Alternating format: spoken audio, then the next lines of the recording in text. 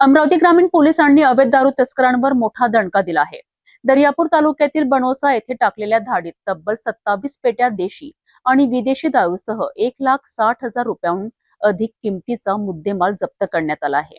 अमरावती ग्रामीणचे पोलीस अधीक्षक निकेतन कदम यांच्या आदेशानुसार स्थानिक गुन्हे शाखेने अवैध दारू विरोधात मोठी कारवाई केली आहे।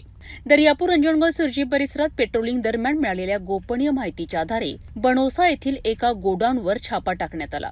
या कारवाईत 17 पेट्या देशी दारू आणि 10 पेट्या विदेशी दारू असा एकूण 27 पेट्यांचा साठा जप्त करण्यात आलाय।